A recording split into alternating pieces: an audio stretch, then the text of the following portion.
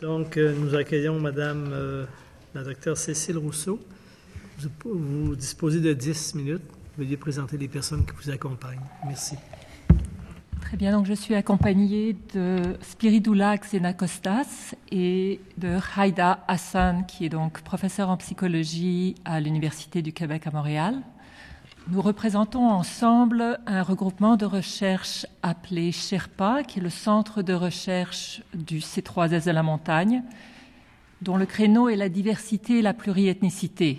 Ce centre de recherche regroupe 43 chercheurs de presque toutes les universités au Québec, et nous travaillons sur cette question qui est bien représentée dans la politique.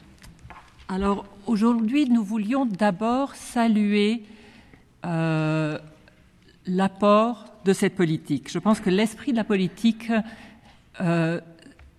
représente un texte qui est nécessaire dans ce moment. Donc le fait pour nous de la mention de l'inclusion, alors j'avais présenté un PowerPoint, mais ça fait partie de la culture universitaire, qui n'est pas exactement la culture parlementaire. Je m'en excuse, mais on pourra le faire rendre disponible après. Donc mettre l'accent sur l'inclusion nous paraît bienvenu. C'est aussi malheureusement nécessaire. Et je pense que si on compare à la politique précédente, le contexte local et international n'était pas le même.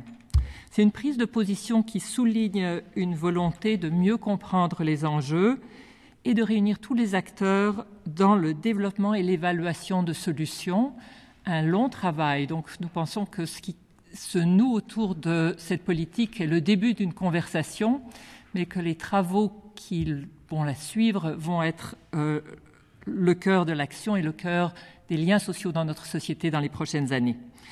Une politique qui se situe en continuité aussi avec les valeurs de démocratie, d'équité et de respect des droits humains que notre société québécoise a toujours mis de l'avant. Alors, nous allons nous adresser très rapidement à 3 points de la politique: les défis du vivre ensemble, la question de la formation interculturelle et, si nous avons le temps, la question de l'accueil des réfugiés. D'abord, donc, le vivre ensemble. Comment peut-on en ce moment relever le défi de la complexité? Alors, je pense que si on regarde les débats qui traversent notre espace social, il y a urgence de clarifier et de distinguer les concepts que nous utilisons. Pour ne citer que les concepts de l'ordre du politique: laïcité, relations majorité-minorité, radicalisation et radicalisation violente doivent être distingués. Comme le fait remarquer le Pew Institute, dans les 6 dernières années, partout dans le monde, l'hostilité sociale autour de la religion, mais aussi autour des relations nationales et ethniques, est en augmentation. Actuellement, la radicalisation xénophobique, et si vous avez regardé ce matin dans le New York Times, un très bel article montrait, c'est très inquiétant, la montée d'une radicalisation xénophobique en Europe, à plusieurs endroits. Donc la radicalisation xénophobique monte et apparaît en contrepartie des radicalisations nationales, ethniques ou religieuses. Donc la radicalisation est un problème. Maintenant, ne pas distinguer radicalisation et radicalisation violente est dangereux. Rappelez-vous, pour ceux qui ont des cheveux blancs, comment le Québec a souffert de l'amalgame entre radicalisation violente au moment des événements d'octobre 70 et la montée d'un mouvement nationaliste qui était nécessaire et qui répondait à un vécu d'humiliation et d'oppression du peuple québécois. Donc je pense que repenser comment nous avons souffert de ces amalgames est important au moment où il faut distinguer dans notre espace public ces concepts de façon à ne pas blesser des pans entiers de notre société. Alors quels sont les liens, et je pense que nous n'aurons pas le temps d'en parler cet après-midi, mais quels sont les liens? Haïda Hassan travaille avec moi, avec tout un regroupement de chercheurs, qui existent entre exclusion, aliénation, radicalisation et radicalisation violente au sein et de la majorité et des minorités. Ce sont des questions difficiles, on pourra en discuter avec vous, mais je pense que c'est des questions absolument cruciales de ne pas céder à la panique et de penser ces concepts-là. Comment pouvons-nous réfléchir? Il ne faut pas uniquement les penser, il faut agir. Alors, agir de façon systémique, et je mentionnerai 3 points dans ce domaine-là. susciter une réflexion éthique autour des débats dans l'espace public et médiatique. Je donnerai un exemple. Bon, je suis psychiatre, donc dans le champ de la santé mentale. Vous savez qu'on a arrêté de médiatiser les événements suicides dans les médias. Pourquoi ? Parce que le suicide, c'est terriblement contagieux. Est-ce que ça veut dire qu'on censure le discours sur le suicide ? Non. On parle de suicide, il est important d'en parler, mais pas n'importe quand, pas n'importe comment, parce que c'est dangereux de le faire.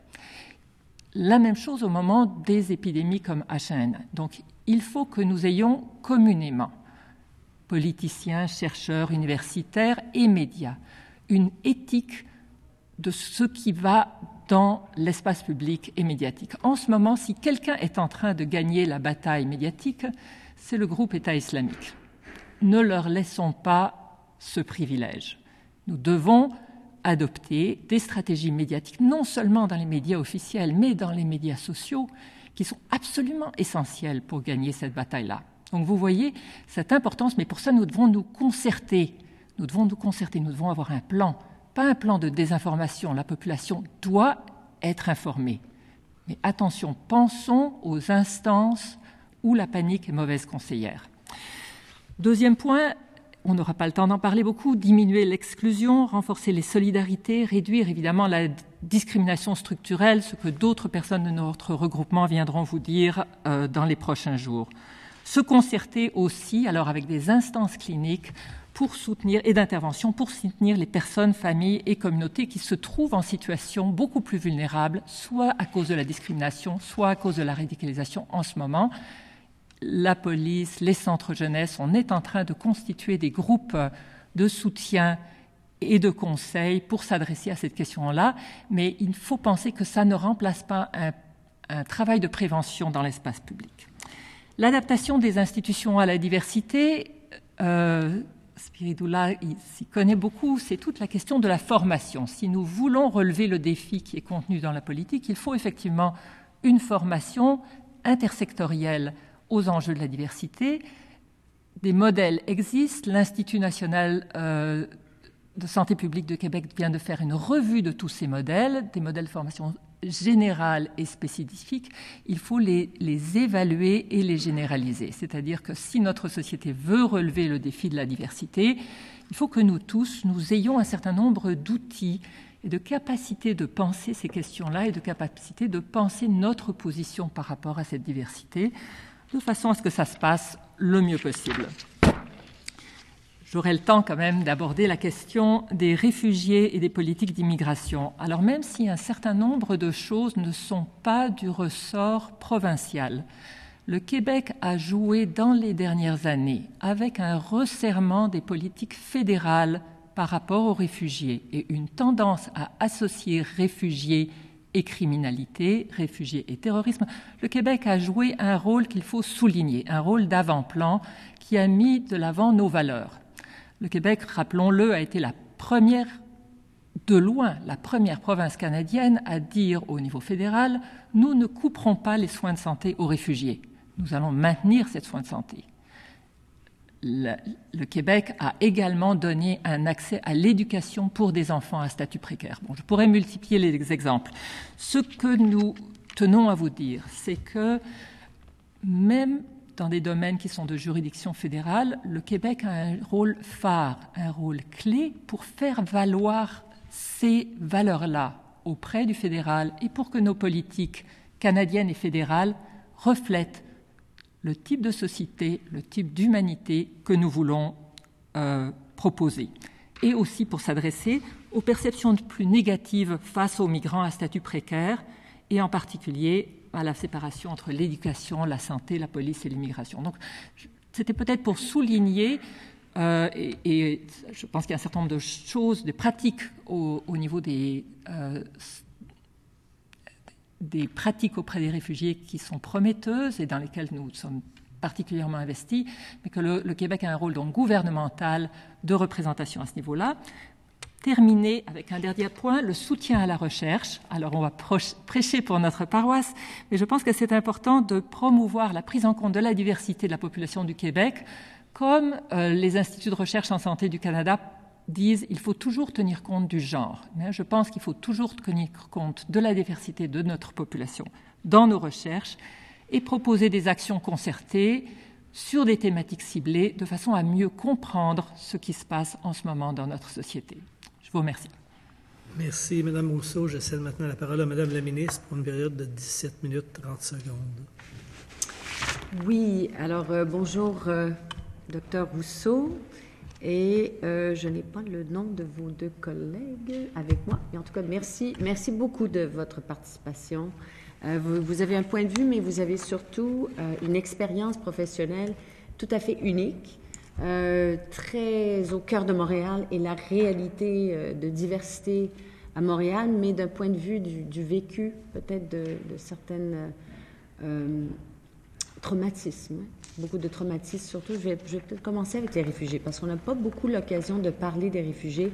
Je vous remercie d'avoir souligné ce que vous avez souligné, parce qu'à l'époque, c'était moi qui étais ministre de l'Immigration et il y avait Yves Bolduc comme ministre de la Santé. On voyait ce dossier monter.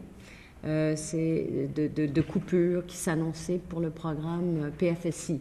Le programme, et j'étais en lien évidemment avec beaucoup de médecins qui étaient très préoccupés. Et c'est vrai, le Québec a joué un rôle. Et il n'y a jamais eu de questionnement au niveau du gouvernement à cet égard. Le gouvernement avait dit à l'époque, non, pas question de laisser ces familles, ces enfants seuls, sans l'appui qu'on puisse leur donner. J'ai appris par la suite que d'autres provinces ont emboîté le pas, essentiellement. Alors, j'ai commencé cette année parce que je voulais vraiment mettre en relief, on ne parle pas beaucoup d'immigration, des réfugiés humanitaires, mais je pense que le Québec, les Québécois sont fiers de ce qu'on fait en matière d'immigration humanitaire. Alors, on a annoncé, vous l'avez peut-être vu, on a remercié les groupes de parrainage humanitaire pour les réfugiés syriens. Et on va être capable d'augmenter le nombre de Syriens. Et d'ailleurs, le Canada et le gouvernement fédéral nous remercient, mais le haut-commissaire des Nations unies nous remercie aussi. Parce qu'il dit, vous allez être un des endroits où, proportionnellement, qui va recevoir le plus de réfugiés syriens. Donc, je vous remercie pour ça, mais j'aimerais quand même, peut-être, parce qu'on a, comme je vous dis, peu d'experts qui peuvent nous en parler, parce que c'est une obligation, mais un mandat que nous avons, c'est l'accueil, l'intégration des personnes réfugiées, au niveau de la langue et tout le reste. Il y a des problèmes de santé. On apprend que les problèmes de santé sont plus aigus à cause des traumatismes. J'aimerais vous entendre là-dessus. Et comment vous jugez un peu le travail qui reste à faire pour une meilleure intégration, un meilleur accompagnement par rapport aux réfugiés, pour qu'ils puissent aussi participer pleinement au développement économique et social et culturel du Québec? Je vais souligner, et Haïda Hassan, donc Université du Québec, voudra peut-être ajouter un mot là-dessus. Haïda a été chargée par le Haut-Commissariat aux réfugiés, donc au niveau international, d'élaborer un document sur la question de la santé mentale des réfugiés syriens. Et Haïda est personnellement impliquée donc, dans un consortium qui donne des soins directement aux réfugiés en Syrie, et ici. Alors, je pense que la question que vous soulevez au niveau des traumatismes et de la santé des réfugiés est importante parce qu'on peut faire une différence. Contrairement, alors on peut toujours faire une différence en santé mentale, mais je dirais que tous les désordres associés au stress et les traumatismes, particulièrement chez les personnes jeunes et chez les enfants, sont parmi les désordres pour lesquels on peut espérer un très bon pronostic. Alors ça, c'est toujours important parce que, vous savez, au-delà de l'humanitaire, une société tient toujours à avoir des gens qui s'adaptent le mieux possible. Et quand on intervient précocement, encore une fois, de façon concertée, entre la santé des écoles, avec lesquelles il faut beaucoup travailler quand il s'agit d'enfants, et la capacité d'une insertion au travail, les résultats sont habituellement excellent, c'est-à-dire qu'on a quand même une très très belle évolution. On se retrouve dans des dilemmes parce que vous savez que nos services de santé sont en soi débordés. Et donc toute la question et c'est souvent quelque chose qui arrive comme question, surgit au niveau de l'équité, de dire est-ce qu'il faut faire des services spécialisés pour les réfugiés ou pour ces gens-là. Et notre position, je dirais comme ces 3 S, c'est plutôt de dire, au-delà de l'accueil qui est bien fait, il faut mieux équiper nos services de santé en général. Et je pense que ça peut se faire et ça peut se faire très bien. Un certain nombre de réfugiés se retrouvent en région, à Saint-Jérôme, à Joliette, à Gatineau, à Sherbrooke éventuellement. Et il s'agit donc de transférer les expertises et l'expertise en santé mentale dans ces régions de façon à ce que ces gens-là acceptent d'accueillir et de soigner sans paniquer des situations qui leur sont très non familières. Et je pense que ça marche bien. Je ne sais pas si tu veux rajouter quelque chose sur les réfugiés syriens. Je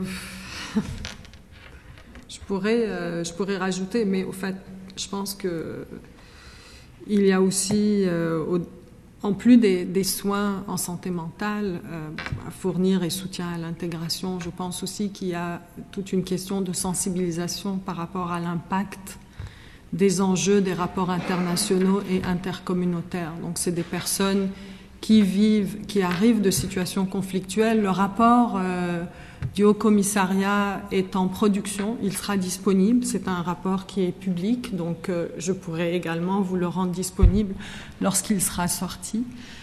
C'est un rapport qui explique vraiment en détail le contexte syrien, le contexte conflictuel, le contexte de phénomènes de refuge, de déplacement, les impacts sur la santé mentale et les pistes possibles d'intervention. On pourra peut-être en parler si jamais on reparle de la question de la radicalisation, mais je pense qu'il y a aussi une sensibilisation importante qui doit se faire sur l'enjeu des relations intercommunautaires et l'impact des conflits internationaux, leur impact, l'impact sur les familles que nous accueillons. Excusez, Madame la ministre, Madame Assam, votre rapport, lorsqu'il sera prêt, pourriez-vous le transmettre à la Commission, qu'on puisse le transmettre à tous les membres de la Commission? Absolument, tout à fait. Merci. Madame la ministre? Oui, alors, vous avez parlé de la prise en compte des inquiétudes exprimées par une partie de la population à l'égard de la diversité, des préoccupations des personnes immigrantes et que ça nécessite un dialogue constructif et ouvert. Selon vous, quels sont les rôles des divers acteurs dans ce dialogue? Alors, ce qui me paraît important, c'est de voir que face au phénomène de mondialisation qui provoque des tensions intercommunautaires importantes au Québec, mais aussi ailleurs, pour l'instant, personne n'a de solution magique. Et c'est pour ça que j'insiste tellement sur une concertation intersectorielle, mais aussi de tous les secteurs de la société. Nous faisons face à des défis qui n'ont pas existé dans les dernières décades. Les phénomènes de polarisation actuels sont difficiles à contrecarrer et sont délicats. Maintenant, il existe au sein de la société québécoise de très bels exemples de belles pratiques. Donc, je pense qu'il faut arrêter de penser que l'Europe, les États-Unis ou ailleurs ont une solution magique. Nous continuons à faire une revue des meilleures pratiques ailleurs. Les résultats ne sont pas convaincants. Donc, ce que ça nous invite, la société québécoise a des acquis en termes de relations intercommunautaires. Il y a des choses dont nous pouvons être fiers. Ça ne veut pas dire qu'il faut s'endormir sur ses lauriers. Mais je pense que nous pouvons regarder dans nos institutions quelles sont nos institutions, nos villages, nos quartiers, les réseaux familiaux, quels sont les endroits où ça va bien et pourquoi ça va bien, et évaluer ces interventions-là. Évidemment, il faut aussi s'inspirer de l'international et des expériences de succès à l'international, mais il ne faut pas minimiser nos acquis. Il faut évaluer ça pour pouvoir le disséminer. Donc, il ne faut pas trouver les bonnes pratiques uniquement pour se dire « finalement, nous sommes très bons ». Nous sommes très bons, mais nous sommes aussi, comme le reste du monde, sur une pente glissante en termes de relations intercommunautaires. Et donc, l'idée, c'est de trouver les bonnes pratiques pour les disséminer, dire comment Est-ce que si ça se passe bien dans tel quartier, dans telle école secondaire, dans tel cégep, on a des très beaux exemples, comment est-ce que ça peut se passer bien dans d'autres cégeps, dans d'autres écoles secondaires, dans d'autres milieux? Donc cette idée d'apprendre de nos pratiques, d'aller au-delà des perceptions et de généraliser les expériences de création de micro-solidarités qui vont à ce moment-là nous protéger contre les tempêtes médiatiques qui forcément traversent le monde et nous atteignent. J'aurais une question peut-être sur le rôle. On est revenu beaucoup là-dessus. Je pense que je sens une tendance forte d'un consensus sur le rôle des écoles. Je pense que vous avez évoqué un peu le rôle des écoles, de votre expérience, des enfants que vous voyez, que vous traitez, les parents que vous rencontrez. Premièrement, comment va l'intégration, comment va ce qu'on pourrait peut-être appeler généralement médiation culturelle dans nos écoles? Qu'est-ce qu'on peut faire pour aller plus loin? Parce que dans ce plan d'action, évidemment, c'est un plan d'action, la politique et plan d'action qui va interpeller beaucoup d'acteurs gouvernementaux, mais je pense que l'école est perçue peut-être un des endroits névralgiques importants au sein du gouvernement. Le ministère de l'Immigration, évidemment, c'est sûr, mais ensuite, c'est toute la société qui intègre. Alors, j'aimerais vous entendre sur cette question. Alors l'école, évidemment, là vous allez dans des choses qui me tiennent beaucoup à cœur, mais je pense que l'école est le lieu du rêve partagé entre les communautés. C'est l'endroit sur lequel, alors on a des disputes et on les connaît bien sur école francophone, école anglophone et tout ça, mais au-delà de ça, donc dans cette idée de l'école comme porte d'entrée et d'appartenance à notre société, je pense qu'il y a un rêve commun. Toutes les communautés immigrantes et réfugiées veulent que leurs enfants soient à l'école et réussissent. Et nous voulons la même chose. Et de ce rêve partagé porte beaucoup, beaucoup de possibles. Donc, toutes nos écoles ne vont pas bien, mais je pense que c'est un lieu de vivre ensemble potentiellement réussi qui est extrêmement important et sur lequel il faut investir. Et là encore, il y a des connaissances qui se sont développées, je pense aux travaux de Françoise Armand, l'éveil aux langues d'origine et tous les travaux de la direction des services aux communautés culturelles du MELS. Je pense qu'il y a des très très belles avancées, il faut juste les prolonger et les pousser plus loin, de façon à ce que l'école devienne un lieu où les communautés et les familles à la fois se reconnaissent et apprennent à comprendre et à connaître, à apprécier la richesse de la société québécoise. Donc vraiment un lieu de rencontre, et ça m'amène au débat, j'avais du mal qui se passait dans l'audition avant la nôtre. Je pense que quand on est porteur de plusieurs cultures, je dis toujours aux enfants immigrants, vous pouvez être 100% beaucoup de choses. Donc les enfants immigrants peuvent être 300% quelque chose, c'est-à-dire être pleinement de la société haute, pleinement québécois, pleinement canadiens si ça leur chante, pleinement nord-américains, mais aussi pleinement de leur culture d'origine et de d'autres s'ils le souhaitent. Et l'école est vraiment le creuset où c'est possible dans un endroit où les désirs de leur famille et de leur communauté coïncident avec ceux de la société haute. C'est vraiment intéressant. Donc les programmes, moi ce que j'entends beaucoup, puis les études le montrent, que les écoles québécoises sont bien positionnées. Quand vous parlez de miser sur nos atouts, l'école québécoise réussit bien à ce chapitre. Maintenant, je vois que dans les études, ils ne font pas vraiment de distinction entre les écoles québécoises et canadiennes. Et on parle de l'approche, dans les études PISA, interculturelle. Donc, c'est la rencontre des parents et des professeurs, la rencontre de l'école et la famille.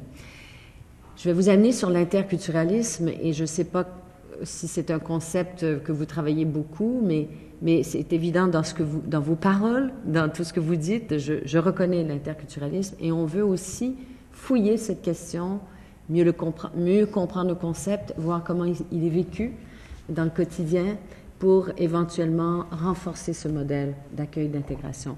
Est-ce que vous avez un point de vue sur l'interculturalisme qui est pratiqué dans nos écoles ou ailleurs?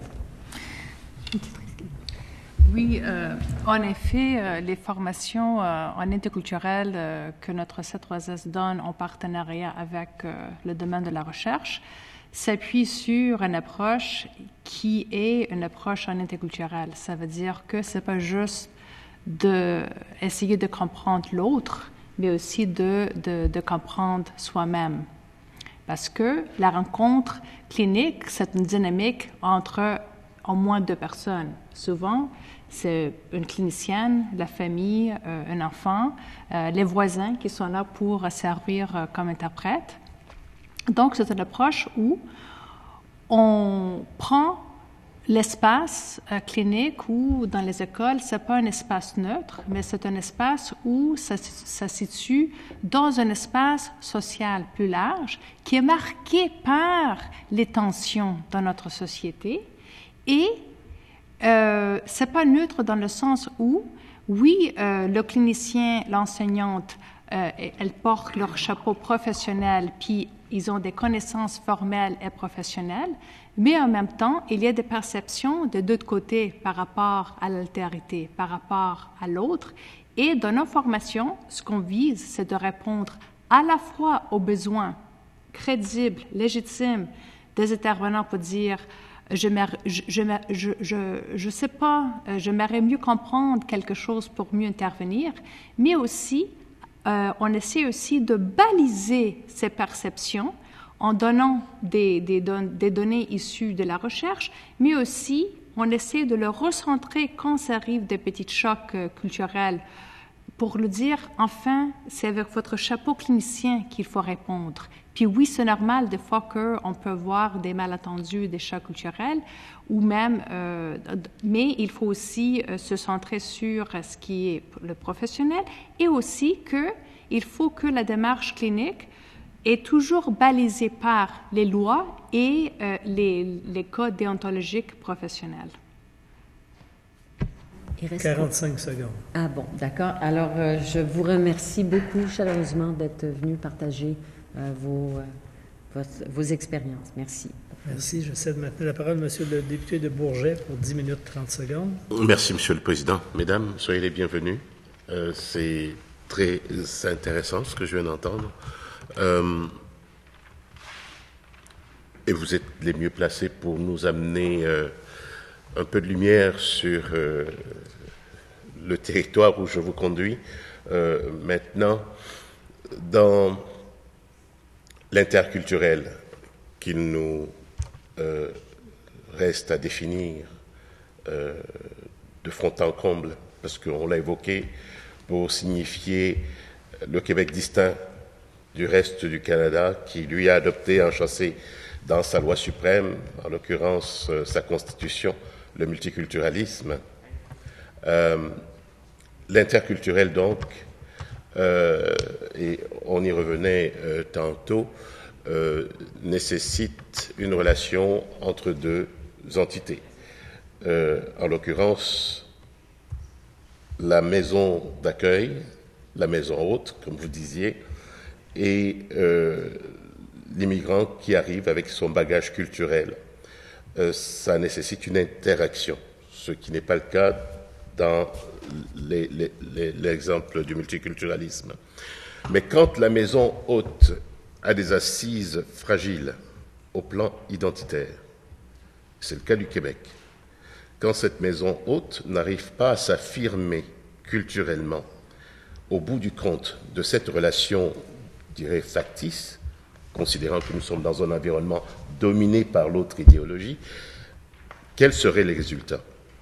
C'est un modèle que je vous donne. Je ne vous demande même pas de vous référer à la réalité québécoise, mais dans l'absolu, ça donne quoi?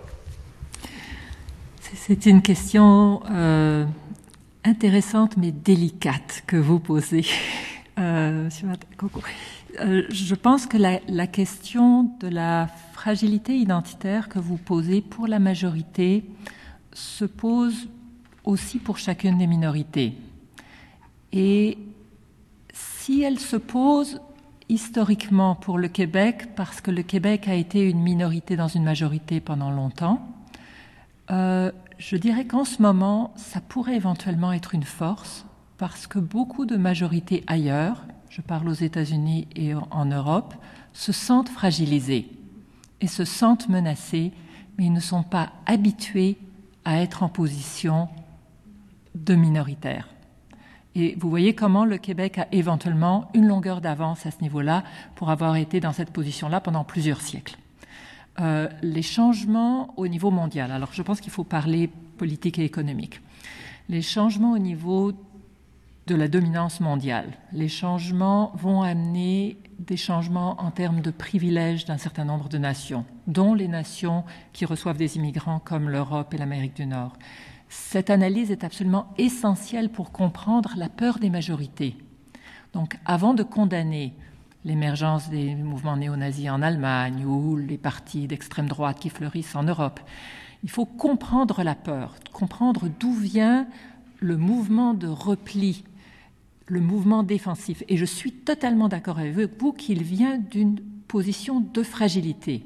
Et donc, comment, dans cette position de fragilité, alors que les minorités sont aussi en position de fragilité, comment peut-on construire des ponts dans un modèle? Je trouve que le modèle interculturel est intéressant parce que, contrairement au modèle de la mosaïque canadienne ou du multiculturel, et on pense à Bissandat, qui peut supposer une juxtaposition des peuples sans qu'il y ait nécessairement interaction. On peut rester ce qu'on est. À quel moment devient-on enfermé dans ce qu'on est? On n'est pas non plus dans un modèle républicain où l'assimilation à le rouleau compresseur de la République fait qu'on est tous des citoyens, sauf qu'on sait bien qu'on n'est pas tous égaux, et que la discrimination existe, sauf qu'on ne peut même pas en parler. Alors je pense que l'interculturel, il y a cette notion qu'à partir de positions, et je pense que ce que vous dites est vrai, qu'il faut tenir compte des vulnérabilité ou force relative des communautés et écouter les peurs qui se manifestent, et entre autres les peurs des majorités, pour être capable de se métisser. Ça ne veut pas dire devenir l'autre, mais c'est prendre conscience que ce que nous sommes se transforme de façon accélérée avec la mondialisation, avec les médias. Je veux dire, on n'est pas du tout dans des cultures closes, se transforme et que ça suppose des deuils, et aussi des gains. Alors, comment est-ce qu'on peut évoluer pour avoir une conversation autour de cet échange-là? J'espère que nous pourrons le faire. Je pourrais ajouter quelque chose. Je vais reprendre votre exemple d'hybridisation et prendre le 100% toutes sortes de choses. Donc, je pense qu'à travers ces multiples fragilités, si on les additionne, si on réussit, je pense que un des défis principaux à réussir en ce moment, en tenant compte du contexte politique national et international, c'est de réussir cette hybridisation-là pour que aucun des pans de l'identité ne sente qu'il y a un qui ostracise l'autre. En fait, je pense que le problème ne vient pas tant du fait que nous sommes des Québécois hybrides, et des Québécois et des Québécoises hybrides historiquement, tous ici et toutes. Je pense que la problématique majeure vient du fait qu'il y a un ensemble de deuils et de griefs et d'expériences d'exclusion et de menaces à l'identité qui, au lieu de réussir cette hybridisation-là, la fragilisent. Et c'est pour ça que je ne veux pas systématiquement vous ramener à l'idée du débat autour de la radicalisation, mais c'est pour ça qu'on voit en ce moment dans la société québécoise que ce n'est pas uniquement les jeunes issus de l'immigration ou des minorités soi-disant ethniques ou religieuses qui sont à risque de la radicalisation, mais on a aussi des jeunes de la majorité qui sont à risque parce qu'ils vivent cette même crise d'hybridation identitaire. Et je pense qu'une loi autour de l'immigration, qui est une loi en réalité autour de l'interculturalité, doit à tout prix prendre cet aspect-là en considération et travailler de manière économique, sociale, politique et judiciaire concertée pour réussir ce défi-là. Je veux revenir sur la question de l'information. Et l'exemple du suicide est un très bon exemple. Nous allons nous fier à votre expertise. Alors, comment, de façon optimale, informer dans les circonstances? Alors, je vous sans donnerai... désinformer ou sans occulter. Laissez-moi vous donner un autre exemple qui je pense, il faut qu'on étudie plus la question en ce moment. Ce que je vois, c'est que la façon dont l'information sur les situations de radicalisation circule, même après Charlie Hebdo, en ce moment, a un effet de contagion. Et ça m'inquiète beaucoup. Une analyse des tueurs en série aux États-Unis avait montré que aux États-Unis, ces phénomènes-là étaient très contagieux, alors qu'ils ne l'étaient pas ou très peu en Europe. Et donc, on avait regardé ça de façon comparative. Et ce qu'on s'était aperçu, c'est qu'aux États-Unis, les tueurs en série sont présentés comme des monstres. Or, vous savez, du monstre au héros, il n'y a qu'un pas. C'est l'envers de la médaille. Et c'est très, très, très attirant pour des jeunes qui sont en révolte ou qui sont en détresse. Alors qu'en Europe, on avait tendance à présenter ces mêmes personnes comme des personnes souffrantes, des pauvres types. Il n'y a personne qui veut être un pauvre type. Donc, ce que je veux dire, c'est que dans les événements, il faut condamner ce qui est criminel, sans concession. Ce n'est absolument pas justifiable. Mais dans la présentation de ces choses-là, il ne faut pas créer des martyrs en polarisant les représentations.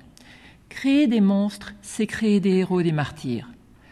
Humaniser les choses, essayer de comprendre la souffrance des personnes, c'est tout d'un coup en faire des personnes avec qui on ne veut plus s'identifier parce que c'est des personnes souffrantes et petites et mal prises comme nous.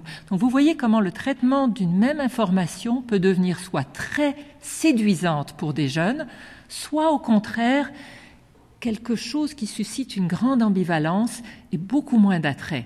Donc le traitement médiatique, tout en donnant une bonne information, doit devenir plus complexe. On ne doit pas céder à l'hyperbole et à la création de polarités encore plus grandes. C'est ce genre de choses, mais en fait c'est un long débat. Une minute, juste pour vous demander, avez-vous sollicité d'être consulté dans le cadre de ce projet de politique en matière d'immigration?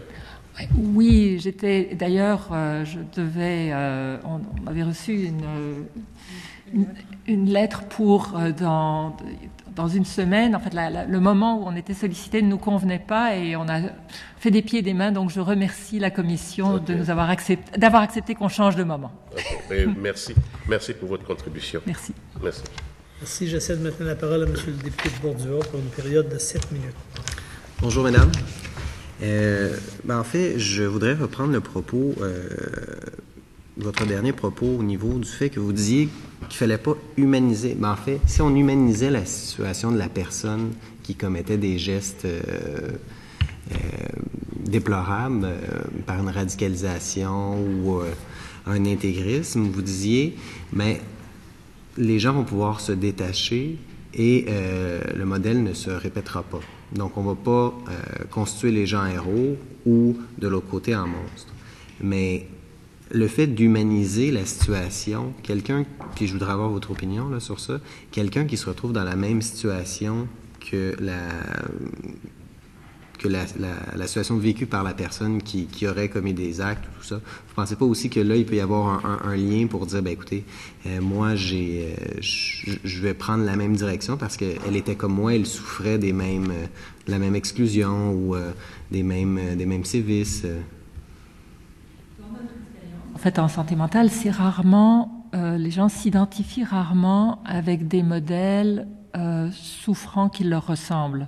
Ils cherchent plutôt quelque chose d'autre. Et je pense que c'est ça qui est contagieux. Mais vous amenez, je pense, en filigrane un autre point qui est important et qui est souvent présent ces temps-ci dans les débats. C'est-à-dire, est-ce que essayer de comprendre, c'est justifier? Alors, je pense que c'est très, très important de faire la différence entre comprendre et amener sur la place publique une compréhension et justifier un acte. Bon, le 11 septembre ou le massacre de Charlie Hebdo sont absolument injustifiables. C'est condamnable à tous les points de vue. Attention, ça ne veut pas dire qu'il ne faut pas essayer de les comprendre. Reprenons l'exemple au Québec. Ce que le FLQ avait fait était injustifiable et criminel. Mais c'est important comme société d'essayer de le comprendre. Donc vous voyez la distinction. Il faut amener dans notre espace public une compréhension. Dire d'où vient cette colère? Qu'est-ce qui fait que des jeunes peuvent être attirés par des choses aussi horribles que ce qu'on voit actuellement dans les médias? Qu'est-ce qui fait que tout d'un coup, ils ont l'impression que leur colère n'est tellement pas entendue que ça peut prendre cette forme-là? Ou qu'est-ce qui fait que cette forme-là devient tout d'un coup séduisante? Donc comprendre n'est pas justifié. Et ce que j'entends dans les médias ces temps-ci, c'est que si on essaye de comprendre, ça veut dire qu'on excuse et qu'on justifie. Et je pense que c'est très important de faire la distinction entre les deux. Mais encore une fois, c'est une discussion qu'il faut continuer, parce que c'est des choses très délicates et comme vous voyez, la nuance, la ligne peut être mince entre comprendre et justifier. Donc, à partir du moment où vous avez cette compréhension-là, si je vais plus loin dans la réflexion, j'imagine que vous diriez, à ce moment-là, ça nous permet d'agir en amont et par de la prévention et pour corriger ces comportements-là pour éviter que ça se produise. C'est exactement ça, et ça c'est très important. Nous n'avons pas encore, mais nous souhaitons le faire au Québec, le profil des jeunes qui peut être attirés par une radicalisation violente. Je ne dis pas qu'ils se radicalisent, mais qui peuvent être attirés par cette radicalisation violente. Nous nous attendons à trouver un profil un peu similaire à ce qu'ils ont trouvé très dernièrement en Angleterre, c'est-à-dire que pour des jeunes des minorités, c'est probablement des jeunes qui vont bien, qui sont deuxième génération, qui n'ont pas de problème à l'école, qui sont bien intégrés, qui sont dans une situation socio-économique satisfaisante, qui se radicalisent parce qu'ils ont un sentiment d'injustice. Si c'est le cas, si on essaye de dépister, on va profiler et augmenter énormément la colère parce que c'est indétectable, ce n'est pas des jeunes problématiques. Alors vous voyez comment c'est important. Maintenant, pour ce qui est des jeunes de la majorité qui se radicalisent, je pense qu'on a un profil complètement différent. Alors ce que vous dites est très très important parce que il faut être sûr dans nos solutions qu'on va améliorer les choses et pas les empirer. Et agir en amont, ce que vous nommez, est absolument essentiel. Regardez, pensez à ce qui s'est passé après le 11 septembre. Quand George Bush a dit que le terrorisme était un problème et un problème qui était dangereux, il avait raison. Donc, prendre une métaphore médicale, le diagnostic était exact. Le traitement, 15 années après, était désastreux. On est en cancer généralisé. D'accord ? Donc le traitement n'était pas bon.